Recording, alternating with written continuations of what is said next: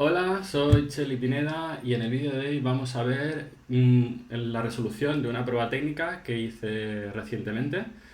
Es una prueba técnica para Backend Developer, para Senior Backend Developer en PHP. Y bueno, estos son los requisitos que pedían, ¿no? Había que crear un API con estos requisitos, ¿no? Crear usuarios, borrar usuarios, añadir usuarios a un grupo al que no pertenece, quitar usuarios de un grupo, crear grupos, borrar grupos cuando no tengan miembros. Ahora veremos en detalle cada uno de estos puntos. Antes nada decir que al final del vídeo pondré enlace a a todas las referencias en lo que me he basado para hacer la prueba, ¿vale? Y por otro lado, también comentar que dentro de los requisitos no estaban el tema de la autenticación y autorización, por tanto no se desarrolló dentro de la resolución de la prueba. Bueno, como he comentado, preferiblemente tenía que ser en Symfony, así que yo hacía mucho tiempo que no tocaba Symfony, pero bueno, me tiré la manta a la cabeza y en un par de días me había leído la documentación y nada, hicimos la prueba en Symfony. ¿Qué cosas había que tener en cuenta, por lo menos que yo tengo en cuenta a la hora de afrontar este tipo de problemas? Ahora voy a citar alguna de ellas y así iremos viendo detalle por detalle qué cosas hay que mirar a nivel de decisiones de diseño antes incluso de ponerse a escribir código. Por un lado, una cosa que se suele comentar es que no se empiece el diseño por la base de datos. ¿Por qué? Porque normalmente estamos pensando en bases de datos relacionales y una arquitectura de tipo monolítica. Que no tiene por qué estar mal, per se, pero sí que hay que pensar un poquito más allá a veces y pensar si tiene sentido ya de entrada, dependiendo de los requisitos que va a tener nuestro sistema, de pensar en otro tipo de arquitectura. Y por ejemplo, una cosa que normalmente hay que tener en cuenta es el tema de pensar a nivel de dominio. Por ejemplo, en este caso, tenemos por un lado un sistema que va a generar la creación de usuarios, ¿no? Y por el otro lado tenemos otra parte que va a ser la de creación de grupos. Y por otra parte vamos a tener la asociación de esos dos modelos de dominio, ¿no? ¿Va a tener sentido que en un futuro, por ejemplo, esos dos modelos vivan en dos subsistemas diferentes? Pues este tipo de preguntas en las que a veces hay que preguntarse, ¿no? Generalmente, en nuestro caso, probablemente no tiene sentido. Y tiene sentido sobre todo cuando los requisitos no son muy altos, sobre todo a nivel de escalabilidad, el empezar con un monolito y a partir de ahí ya que normalmente tiene menos complejidad accidental, una de las palabritas que a veces suelto, ¿no? La complejidad, cuando hablamos de complejidad accidental hablamos de la complejidad que añadimos artificialmente porque no resuelve los problemas que tenemos a día de hoy en el problema en el problema que intentamos resolver, ¿no? Estamos añadiendo soluciones a problemas que todavía incluso no tenemos, ¿no? Eso es lo que nosotros llamamos complejidad accidental, ¿no? Porque añadimos una complejidad que en realidad no depende de los requerimientos que tenemos actualmente. ¿Qué pasa? Si empezamos con un monolito, puede estar bien, ¿no? Porque, por ejemplo, en este caso a lo mejor el número de usuarios que se van a crear o los que van a acceder al sistema van a ser relativamente pocos y por tanto no necesitaríamos en algún momento, por ejemplo, lo que he comentado antes, ¿no? Promover la creación de usuarios a un subsistema, a un servicio separado.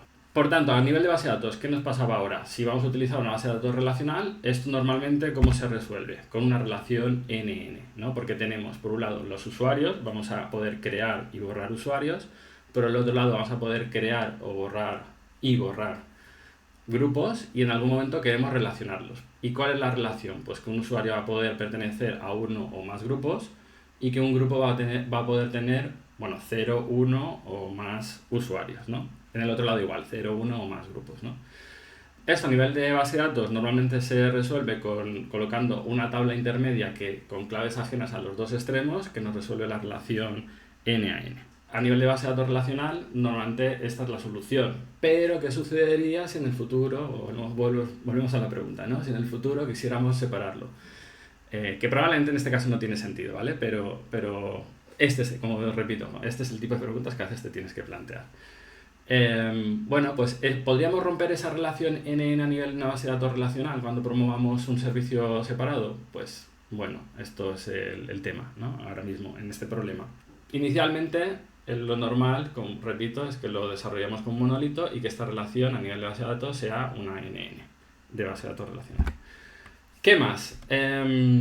Identificar los casos de uso. Tenemos que identificar claramente cada caso de uso porque dependiendo de ello vamos a poder utilizar una serie de técnicas u otras. Por ejemplo, en este caso teníamos los casos de uso de añadir usuario por un lado, borrar usuario por otro, crear grupos por un lado, borrar grupos, etcétera, ¿no? Los que ya habíamos comentado. Entonces, si identificamos claramente cada uno de ellos y podemos ver individualmente qué problemas tiene y qué relación va a tener con el resto de casos de usos, nos va a facilitar mucho a la hora de poder diseñar el sistema correctamente. ¿Qué más?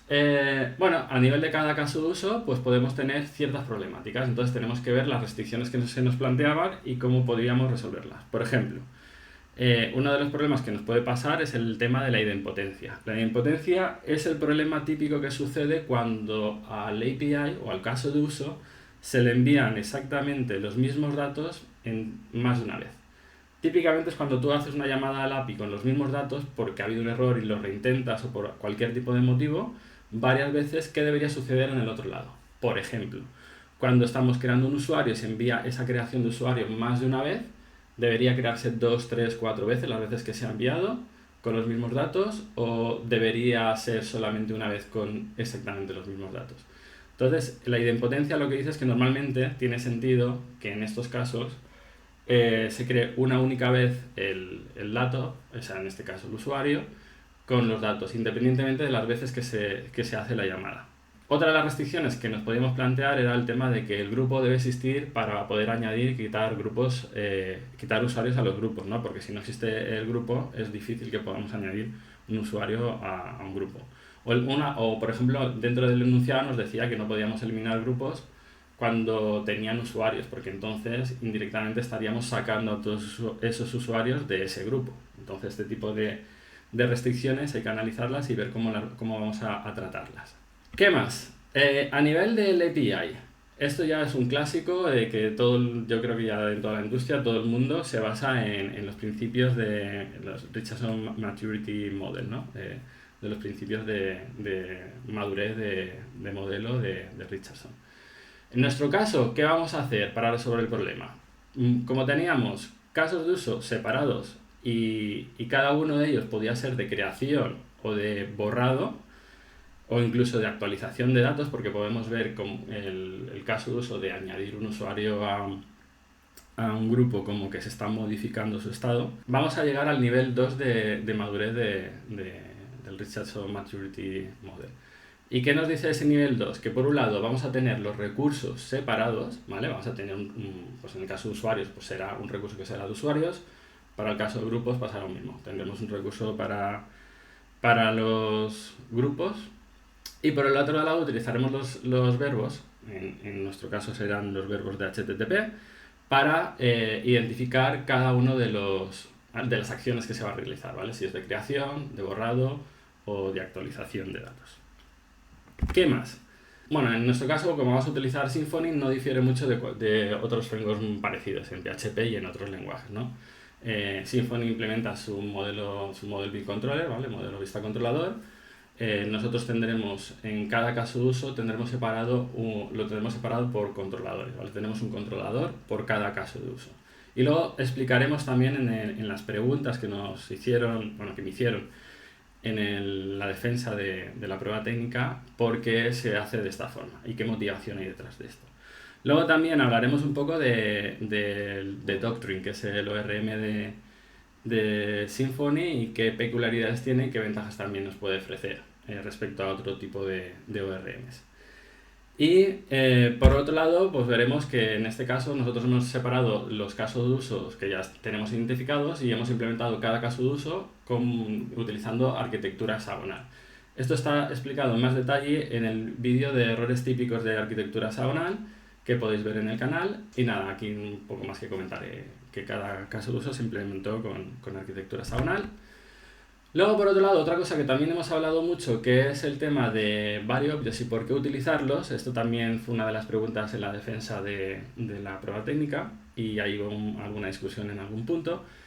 Pero por citar algunos de los puntos por qué normalmente utilizamos ValueObjects y por qué en esta prueba técnica se utilizaron, es por un lado porque nos permite llevarnos la lógica al punto donde realmente están los datos, ¿vale? Este también es va relacionado con el principio de Tell-Don't-Ask, ¿no? De que si tiene más sentido preguntarle a un modelo de dominio sus datos que nos los dé y tratarlos por fuera, o tiene sentido de directamente decirle que los trate él, ya que los tiene él, que los trate él internamente, ¿vale?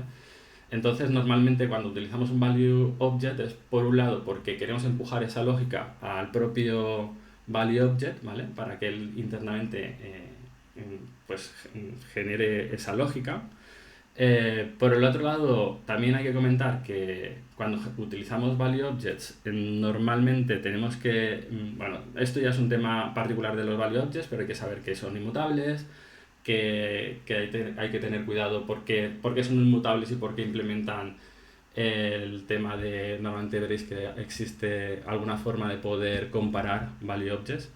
Y el motivo es generalmente por el tema del aliasing back. Este es el típico problema que sucede cuando tenemos a dos variables apuntando al mismo espacio de memoria. Y cuando a través de una de ellas cambiamos su valor, realmente lo estamos cambiando en los dos.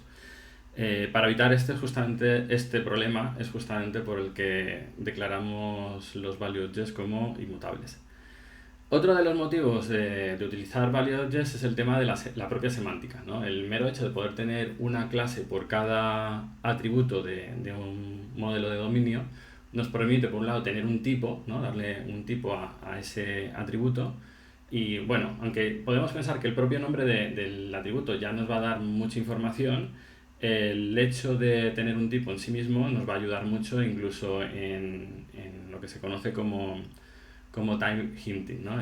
La ayuda que nos da el propio IDE en cuanto a los tipos y las cosas que podemos hacer con ese tipo. UID. Bueno, comentar aquí que hemos utilizado UID para las claves primarias de nuestros modelos. Bueno, uno de los motivos es porque, por un lado, nos va a aislar a nivel estructural del comportamiento propiamente de la base de datos, típicamente una base de datos relacional. Si podemos declarar la clave primaria como autoincremental y ella la base de datos automáticamente nos va a dar el siguiente ID, pero eso nos está atando a la implementación propia en este caso, de la base de datos relacional, sea MySQL o sea la que sea. Nosotros no queremos tener esa dependencia, entonces lo que hacemos es declarar nuestras claves primarias como UID, de forma que realmente van a poder funcionar en cualquier tipo de origen de datos, ya sea una base de datos relacional, no relacional o lo que fuera. Pero aquí a veces está la pregunta de dónde se tiene que generar este UID. Normalmente se genera a través de una librería que nos genera automáticamente el UID.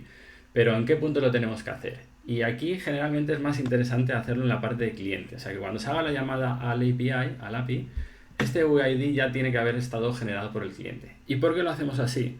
Pues uno de los motivos es porque si lo hiciéramos de la forma tradicional, ¿no? Nosotros hacemos una llamada, no sé, pongamos el caso de crear un usuario. De crear un usuario sin pasarle el ID al API, al endpoint, ¿no? Al caso de uso. Este internamente, en el caso tradicional, lo generaría la base de datos y nos lo devolvería. Pero en la parte de cliente tendríamos que estar esperando esa respuesta de la parte de backend para saber cuál es el ID que tiene, en este caso era el usuario. Esto nos complica la vida porque en la parte de cliente a lo mejor ya necesitamos ese ID para seguir haciendo otro tipo de operaciones y no lo tenemos, ¿no? Entonces, para solventar este problema lo que hacemos es que vamos a generar el UID en la parte de cliente, el cliente ya tendrá el UID que se va a generar y en la parte de servidor se utilizará ese UID para hacer la inserción en la base de datos. En nuestro ejemplo no lo hemos hecho así por simplificar. ¿Por qué? Porque si no teníamos que en cierta manera implementar o saber que cuando hiciéramos las llamadas al API teníamos que estar pasando el UID. Y por simplificar la prueba técnica se documentó también y se indicó que esto se haría dentro del controlador en la llamada desde al caso uso, ¿no? Al endpoint concreto. Pero es la única motivación. En un caso real probablemente nunca lo haríamos así, sino como hemos comentado. En cuanto a Doctrine, que esto también lo hemos comentado antes, ¿qué tenemos aquí? Pues bueno, por un lado, que Doctrine una de las cosas buenas que tiene es que complementa Data Mapping. Esto nos permite separar muy claramente la parte de modelos de dominio de la parte propia de la implementación del ORM, ¿no? ¿Y esto qué nos permite? Pues esto nos permite tener todo lo que es propio de Doctrine en la en la capa de infraestructura, y tener nuestros modelos de dominio en la capa de dominio completamente limpios. Y esto es muy interesante porque cuando no lo tenemos, por ejemplo, cuando tenemos un ORM que implementa Active Record, tenemos que utilizar otro tipo de estrategias para poder hacer esa separación tan claramente. Esto también se comenta en el vídeo de Smells en arquitectura hexagonal, que si queréis también le podéis echar un ojo en el canal. ¿Qué más cosas podemos comentar de Doctrine? Pues bueno, que nos permite hacer cosas bastante chulas, como por ejemplo tiene los embedded, que son los tipos, bueno, son los casos en los que nosotros podemos indicarle a Doctrine que un atributo de un modelo de dominio está implementado con un value object, y él internamente ya va a saber mapear esa clase de value object a la base de datos, ¿vale? Lo cual está muy guay porque ya no tenemos que lidiar con los problemas de no haber tenido un primitivo como atributo de un modelo, sino tener un value object. Y otra cosa que también está bastante interesante es que nos permite generar nuevos tipos, aparte de los tipos que él ya implementa internamente. En nuestro caso, por el tema particular que teníamos con los UID, aunque Doctrine ya proporciona una serie de tipos UID, nosotros hemos implementado uno propio para solventar nuestro caso particular, pero bueno, en la mayoría de los casos, con los tipos que ya proporciona Doctrine ya hubiera sido suficiente. ¿Qué más cosas que hemos utilizado? Bueno, pues una de las cosas que hemos utilizado es que para gestionar las excepciones generales que se producían cuando se llamaba a cualquier caso de uso a través de su controlador, nosotros las hemos capturado en un Event Listener, y de forma que pudiéramos generar una respuesta a cada excepción particular que se iba a producir dentro del framework, ¿no? Y esto está bastante chulo porque nos permite personalizar, sería la palabra, las excepciones para los errores que nosotros queríamos contemplar. Volvemos a uno de los puntos anteriores donde hablábamos de las excepciones o las restricciones, mejor dicho, que se nos estaban planteando en el ejercicio. De forma que podemos resolverlas y responder de forma particular para cada caso de estas restricciones que teníamos. Bueno, pues ahora veamos todo esto en código. A ver cómo ha quedado. Bueno, empecemos por la base de datos. A nivel de base de datos vamos a tener por un lado una tabla groups, otra tabla users y otra tabla user groups que ya habíamos comentado, que es la que nos sirve para hacer la relación. ¿Qué tiene cada tabla? La tabla groups va a tener un ID, que ya hemos dicho que va a ser un UID, por tanto va a ser un varchar de 36, y luego una columna name. Ya que no nos pedía ningún requisito, pues para los dos casos lo único que hemos añadido es una columna name, y a nivel de modelo de dominio un atributo name. Por lo que vemos, lo mismo va a suceder, como ya comentábamos, para el user. User va a tener un ID y un name, exactamente igual que en groups. Y luego tendremos la tabla user groups, que es la que nos sirve para hacer la relación, ¿vale? Tendrá, como habíamos comentado antes, un user ID y un group ID, que es una clave ajena a groups y a users, en cada caso, ¿no? User ID a users y group ID a groups. De esta forma tenemos la relación que ya comentábamos de n a n. Vale, pues ahora vayamos al código. Bueno, pues ya estamos en el código. ¿Y qué tenemos aquí?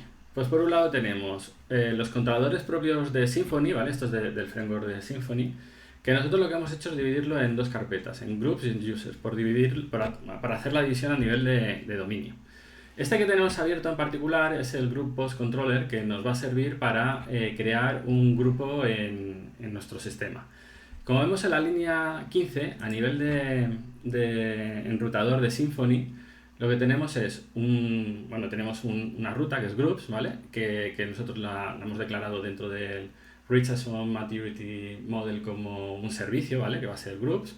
Y hemos utilizado el verbo post para indicar que dentro de ese servicio, de ese recurso, vamos a poder crear usuarios. A partir de aquí, bueno, tenemos el método que se va a ejecutar a través del enrutador. ¿Y qué se va a hacer aquí? Por un lado, vamos a recuperar el ID que habíamos dicho que en principio nos debería haber llegado desde el cliente, pero en nuestro caso ya habíamos comentado que no, que lo estamos generando en el controlador. Entonces lo que estamos haciendo es llamar al group ID random. Esto veremos que es un value object, ¿vale? Group ID es un value object que hemos creado nosotros, que tiene un método random que lo que hace es que nos devuelve un nuevo group ID, y este tiene un atributo que es value, que es el que está devolviendo el método value. Este tema de semántica de por qué es un value y no es un get value, como vemos tradicionalmente, esto también está explicado en uno de los vídeos que os pondré por aquí arriba. Luego pues recibimos el name desde la llamada, ¿vale? Que es el name del grupo que vamos a crear. Y a partir de aquí ya vamos al caso de uso. Esto que aparece aquí como Group Creator, en realidad es un caso de uso que está implementado con arquitectura hexagonal y que aquí vemos que se nos está pasando como parámetro del controlador. ¿Por qué? Porque internamente Symfony está utilizando su auto-wiring para poder hacer la inyección de esa dependencia, que es el caso de uso, y poder utilizarla dentro del controlador. Esto, si queréis verlo en detalle, los que no estéis acostumbrados a Symfony, es la forma que tiene Symfony en realidad de implementar un contenedor de inyección de dependencia, ¿vale? Y es una forma bastante chula de hacerlo, bastante limpia. Una vez que tenemos aquí el caso de uso, llamamos a su método invoke, que es el único método que tiene ese caso de uso. Ahora lo veremos. ¿Qué le pasamos como parámetro? Pues los dos primitivos que realmente necesita. Ya veremos por qué nosotros lo hemos devuelto como un primitivo y por qué luego y cómo utilizaremos los value objects. Entonces tenemos aquí un ID que va a ser un string, lo vemos ahí, y un name que va a ser lo mismo. Si ahora entramos dentro del caso de uso, en el método invoke, vemos que lo primero que hacemos es generar los value objects de cada uno de esos dos primitivos. ¿Y por qué lo hacemos dentro del caso de uso y no lo hacemos fuera? Porque si lo hiciéramos fuera, cada vez es un poco parecido al Smell que pusimos de ejemplo en el vídeo de Smells en arquitectura hexagonal. Si estamos generando estos value objects siempre fuera del caso de uso, ¿vale? de nuestro servicio de aplicación, ¿qué pasaría? Que cada vez que lo tenemos que llamar, primero tendríamos que generar los value objects para luego poder pasárselos al caso de uso, ¿vale? Al servicio de aplicación.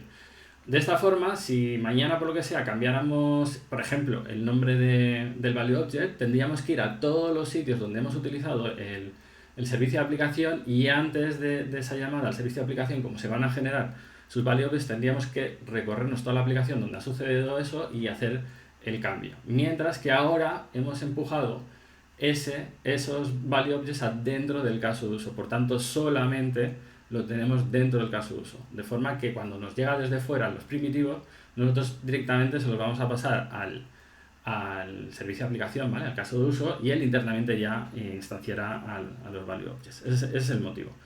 Bueno, pues una vez que tenemos ya los value objects, ya podemos realizar la acción en sí misma, ¿vale?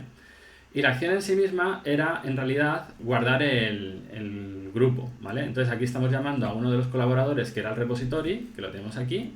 Otra vez ha pasado un poco lo mismo que antes. Tenemos un auto-wiring de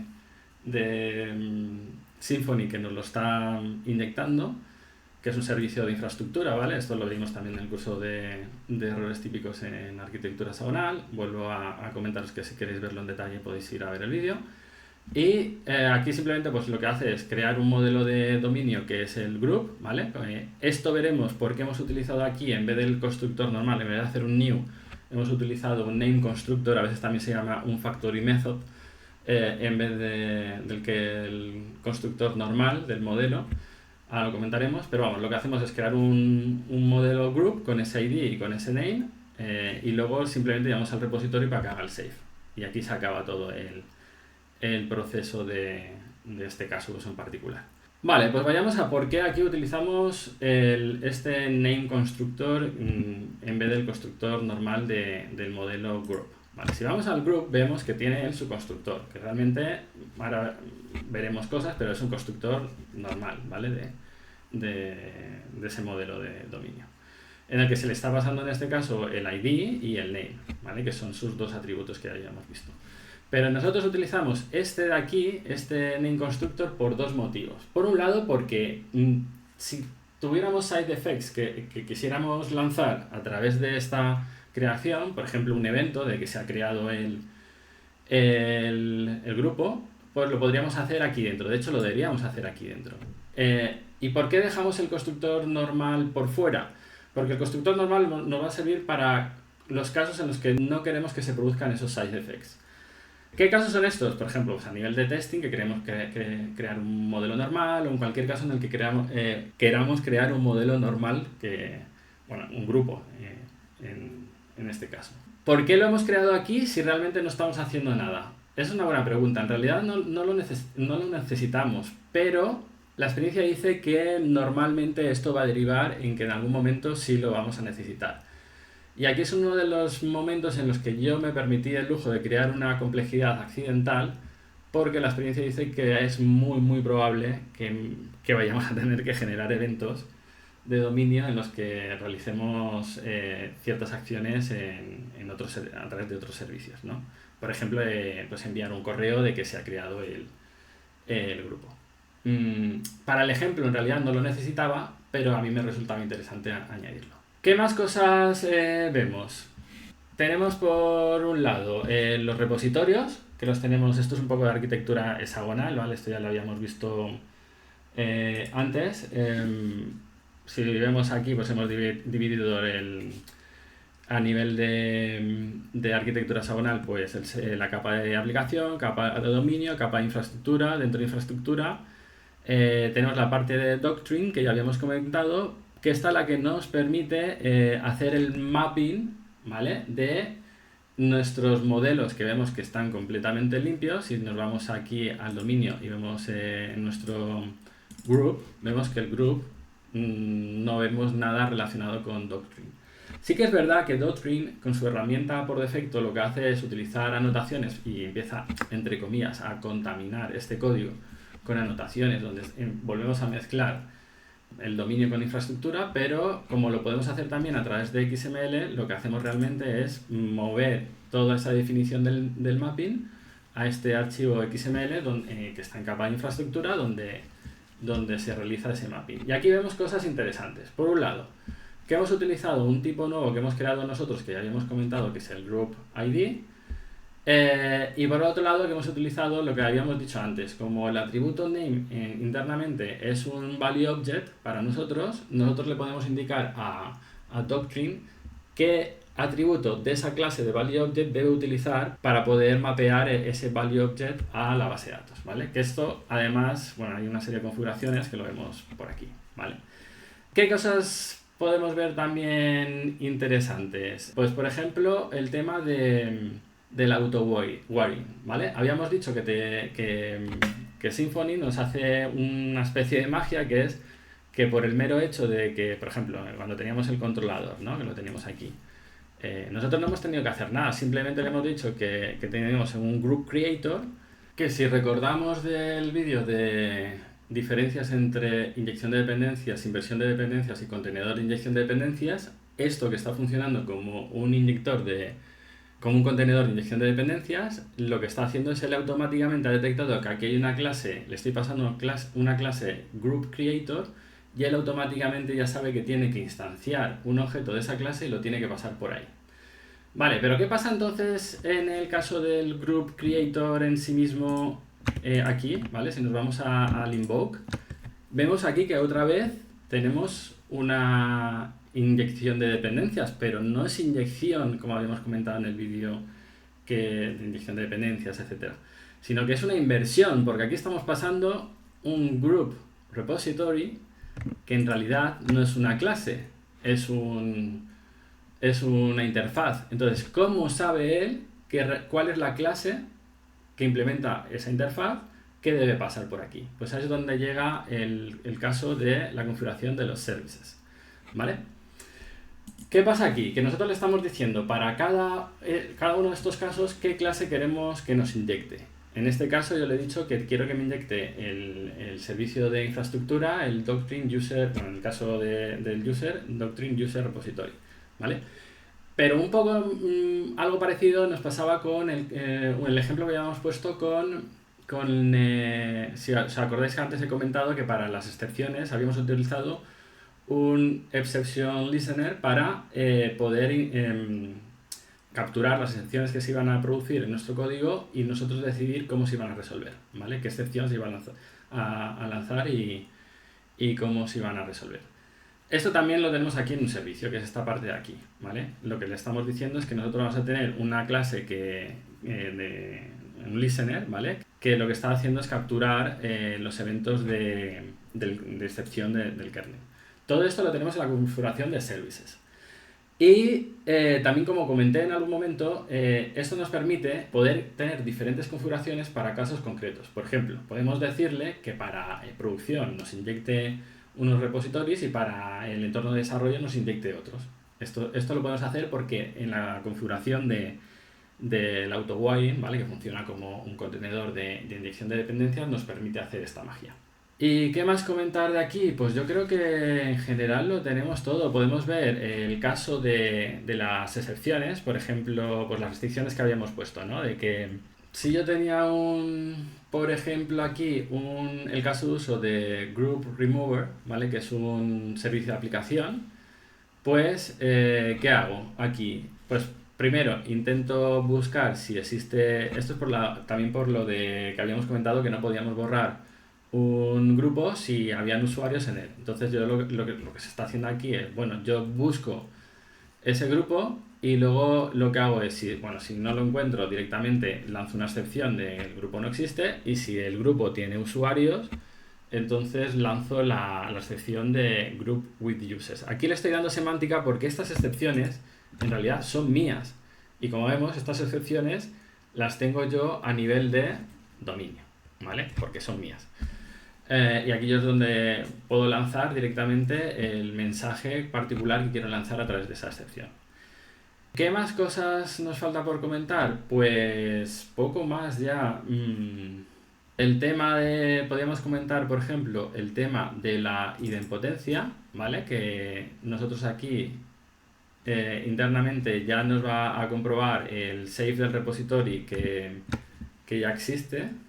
Bueno, por un lado también podemos comentar los tests que hemos realizado, que son para los test unitarios, ¿vale? Para los diferentes casos, pues el tema de cuando creamos un grupo, y bueno, las excepciones que esperábamos, ¿no? Entonces hacemos el Happy Path, y luego los de cuando sucede algún tipo de problema, lo que esperamos, ¿no? Que suceda.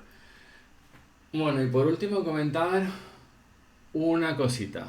No sé si veis algún problema aquí. Vemos que este es un modelo de dominio, que es el caso de users, y aquí hay una pequeña anomalía. Y no sé si la veis aquí. Y es que dentro de mi modelo de dominio estoy usando cosas que no son de mi dominio, y por la regla de dependencia no debería estar haciéndolo. Bueno, sucede en algunos casos también. Si nos vamos a los value objects, veremos también que aquí sucede algo parecido. Por ejemplo, aquí, que vemos que estamos usando este UID, ¿vale? Esto está bien. Y dentro de este vemos que aquí este value object que está dentro de mi dominio está utilizando esta librería externa. Esto, a ver, ¿cómo explicarlo? ¿Lo podemos hacer? Sí, siempre que nosotros seamos conscientes que lo estamos haciendo y qué implicaciones tiene. En este caso, es una librería de UID que en principio siempre va a estar atada a la generación del value object, ¿vale? El que estamos utilizando, pero en el otro caso anterior, si volvemos aquí, esto en realidad sí que es un poco problemático, porque estamos utilizando partes de Doctrine, que es parte del framework de Symfony, que si nosotros, por ejemplo, cambiáramos de framework, esta parte que está dentro de nuestro dominio, ¿vale? De nuestro modelo de dominio, deberíamos cambiarla. ¿Por qué la hemos colocado aquí? Porque para poder implementar el NaN, este groups de aquí, en realidad es un array, ¿vale? Un array de elementos de los grupos que tiene su usuario, ¿vale? Y entonces ¿Cómo lo podríamos haber implementado? Pues podríamos haber, en vez de haber utilizado el array collection, que es como lo sugiere Doctrine, podríamos haber aquí utilizado directamente un array y ya está, y haberlo utilizado nosotros internamente. Pero siguiendo la documentación de Doctrine, al final, y también por comodidad, al final era una prueba técnica y bueno, esto también se documentó y se justificó, se utilizó el collections, o el array collection de Doctrine, ¿vale? Porque es la forma natural que tiene Doctrine de hacerlo internamente. Lo dicho, una vez que somos conscientes podemos lidiar con este tipo de problemas. Y nada más. Por último, vamos a repasar rápidamente las preguntas que me hicieron los entrevistadores y con esto terminamos. Vale, ¿por qué las Final Class? Esto es una cosa que aprendí de la gente de Codely que me resulta interesante. Cuando nosotros decimos que queremos promover la composición sobre herencia, una de las cosas que podemos hacer es intentar que las clases que no queremos que se pueda heredar de ellas, declararlas como final. De esta forma, si alguien intenta heredar de ella, le va a salir un error y por tanto se va a ser consciente que realmente no debería hacerlo. Esto también va ligado con el principio de segregación de interfaces, porque cuando nosotros estamos haciendo herencia sobre herencia, esto lo he visto bastantes veces con el tema de controladores, ¿no? Por querer reutilizar cosas a través de los controladores. Tengo un controlador base del que heredo, pero luego para un caso concreto vuelvo a heredar del que he heredado, del hijo, y se generan ahí una serie de métodos públicos, ¿no? Disponibles en la clase hija del fondo, ¿no? En la raíz no, en las hojas del fondo del árbol, en las que al final la mayoría de esos métodos públicos realmente no los estamos utilizando, ¿vale? Entonces, para restringir este problema, ¿no? O para dejar evidencia de que no queremos o queremos dejar claro que eso podría ser un SMEL, ¿no? Lo que hacemos es que las clases que tenemos claro que no deberíamos heredar de ellas, las declaramos como final. En general, por defecto, deberíamos declarar todas las clases como final, y en los casos particulares en los que sí que tiene sentido utilizar herencia, pues quitar ese final y utilizarla como una clase normal. El tema de invoke. Esto es una de las preguntas que me hizo también, ¿por qué todo el rato estaba utilizando invoke? Y esto es que lo leí en un artículo que me pareció bastante interesante, y es que en PHP esto nos da principalmente dos ventajas. Una es que deja evidente que este va a ser por el principio de Single Responsibility Principle, ¿vale? Que es el principio de responsabilidad única. Si nosotros tenemos un método invoke, podemos decir que este va a ser la única responsabilidad, la única acción que va a tener nuestra clase. Entonces es una forma de dejar muy evidente la única responsabilidad, el único caso que va a tener esta clase. Aparte, esto por Solid, ¿vale? Pero aparte de esto, otro de los motivos es porque cuando nosotros declaramos un método como invoke, podemos utilizar la clase como un callable, ¿vale? Y esto nos da ciertas ventajas porque podemos pasar esa clase como un parámetro dentro de una función, ¿vale? Si esa función recibe un callable, y esto también nos facilita bastante la vida incluso a nivel de testing, porque podemos hacer ciertas magias, ¿no? Con esto. Entonces, estas dos ventajas son bastante interesantes y claro, la pregunta que me hacía la entrevistadora era, bueno, pero es que a nivel de semántica y a nivel de dominio, si tú no conoces realmente el lenguaje, yo que vengo de Java, el invoke me está quitando semántica. Y digo, bueno, en cierta manera es verdad, puedes cambiarlo por cualquier verbo que se te ocurra, ¿vale? Para el caso de uso, para el servicio de aplicación, por ejemplo, ¿no? Pero tiene estas ventajas y cualquier desarrollador de PHP asume que ese invoke se va a ejecutar siempre que se utilice como un callable esa clase. Y además, como luego, bueno, dice, vale, sí, pero es que luego tú en la llamada que haces dentro del caso de uso, en vez de hacer flecha el nombre del caso de uso, yo que sé, pues create, estás haciendo flecha guión bajo invoke. Y digo, sí es verdad, pero es que el propio nombre del caso de uso, ¿vale? Del servicio de aplicación, de la clase que implementa el servicio de aplicación, ya me está dando la semántica que necesito. Entonces, para mí tiene sentido. Pero bueno, aquí lo podríamos discutir. ¿Por qué UID en el controlador? Esto ya lo justifica antes. Lo normal sería que no lo hiciéramos y que lo hiciéramos en el cliente. Y esto ya está explicado anteriormente, por tanto, paso a la siguiente. ¿Por qué el name constructor o el factory method? Esto también lo he explicado antes, ¿no? Era el tema de que normalmente cuando tenemos un modelo de dominio en su creación es muy típico que se produzcan efectos colaterales que normalmente los ejecutamos a través de un evento de dominio que luego atenderemos probablemente incluso a través de un servicio separado. Entonces esa es la motivación. ¿Por qué los value objects? Esto ya lo hemos comentado por el tema, bueno, hemos comentado el tema del telonas, el tema de empujar la lógica. Y aquí una de las cosas que me comentaba la entrevistadora era, bueno, sí, muy bien, pero en realidad esa lógica tú no la vas a tener que reutilizar si la pones en un modelo de dominio, porque ese modelo la tendrá ahí, cuando tú reutilices ese modelo la vas a reutilizar. Y yo le decía, bueno, sí, puede ser.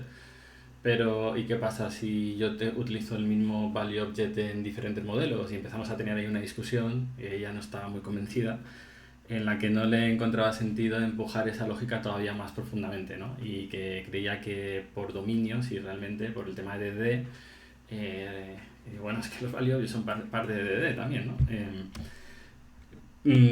Que ella consideraba que ese tipo de lógica debería estar más en el propio modelo de dominio que en el value object. Pero bueno, ahí podíamos discutirlo. ¿Y qué más? Pues las referencias. El tema del... Bueno, muchas cosas, ¿no? Los value objects también, pero el tema del Richardson Maturity Model, que está en un artículo del blog de Martin Fowler. Casi todo está en el blog de Martin Fowler. Así que ahí puedes leer bueno, todo prácticamente de lo que he explicado aquí está allí. Luego la documentación oficial de Symfony para todo el tema propio de Symfony, la documentación de Doctrine también propiamente. Y bueno, como siempre Codely, ya lo he comentado muchas veces, tiene unos cursos fantásticos, su canal de YouTube también es muy, muy chulo y se aprende mucho.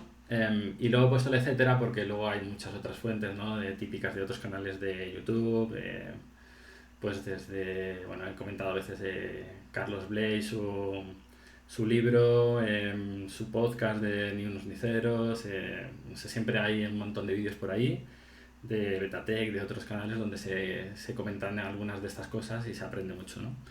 Y claro, no los puedo nombrar todos, así que he puesto el etcétera, pero principalmente, bueno, yo como he hecho varios cursos de Codely y bueno, todas estas cosas las he visto allí y he aprendido un montón de ellos. Así que os los recomiendo de nuevo.